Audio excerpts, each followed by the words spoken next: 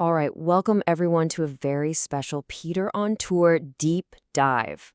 Now, when you think of Swiss food, your mind probably jumps to cheese, maybe some chocolate, right? But what if I told you that's just scratching the surface? This is a story about so much more. It's about identity, about history, and about invisible borders drawn not with ink, but with food. So let's start with a map, but take a close look, because these lines, well, they only tell part of the story. You see, in Switzerland, the real borders, the ones that truly define culture and who people are, they aren't drawn with ink. They're drawn with what's on your plate. And that's the mystery we're going to unravel today. So, a map made of food, what does that even mean? Well, Switzerland isn't just one single culture, not at all. It's this incredible crossroads where German, French, and Italian traditions all kind of collide. And you can see this collision so clearly on a dinner plate. I mean, the food here tells you a story that no political map ever could. And to really get this, you have to know about the Röstigraben, literally the roasty ditch. It sounds kind of funny, right? But it's a very real term for the cultural line that separates German-speaking Switzerland from French-speaking Switzerland. And what defines this line? A humble potato pancake. Seriously. And believe me, it's not the only food border we're going to find. Okay, to truly understand this culinary map, we need to dig into the 3 pillars of Swiss cuisine. And we have to start with the most famous one, of course, fondue. But I want you to forget everything you think you know.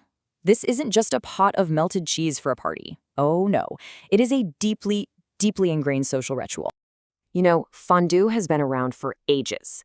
The first recipe we know of is from Zurich, way back in 1699. It started as this hearty meal for farmers up in the Alps.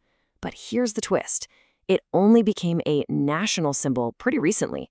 In the 1950s, the Swiss Cheese Union, which was super powerful, ran this genius marketing campaign. They turned a simple, regional dish into a symbol of Swiss unity, and, not so coincidentally, a great way to sell a whole lot of extra cheese. And with fondue, the process is everything.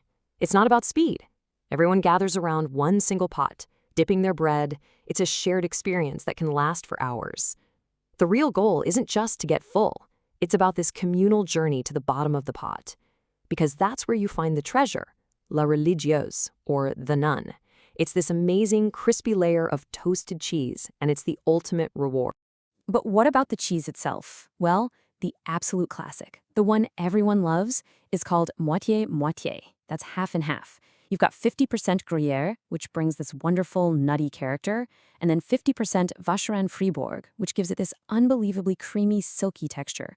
Put them together, it's just perfect balance. Absolutely perfect. All right, pillar number 2, raclette. And this is where things get really interesting, because it's such a contrast to fondue. If fondue is this communal, almost spiritual thing, then raclette is its loud, dramatic, theatrical cousin. It's pure mountain food.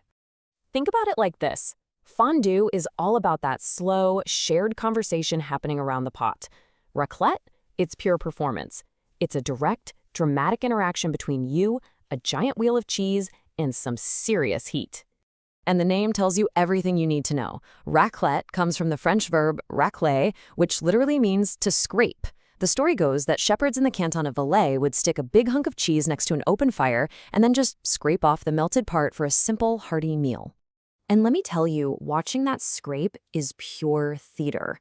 You see this river of gooey, molten cheese just cascading down onto a plate of boiled potatoes with some tangy, pickled onions and sharp little gherkins on the side. It's rustic, it's powerful, and it is so, so satisfying. Okay, on to our third and final pillar. And this is the big one. The dish that gives the Röstigraben its name, Rösti. Now, it might look like a simple potato pancake, kind of like hash browns. But do not be fooled. In Switzerland, this dish is a powerful statement of who you are. The fight over the correct way to make Rösti is, well, it's fierce. It gets right to the heart of that roasty dish. So on one side, you've got the Zurich purists. For them, it's nothing but potatoes, butter, salt. That's it. Very clean, very refined.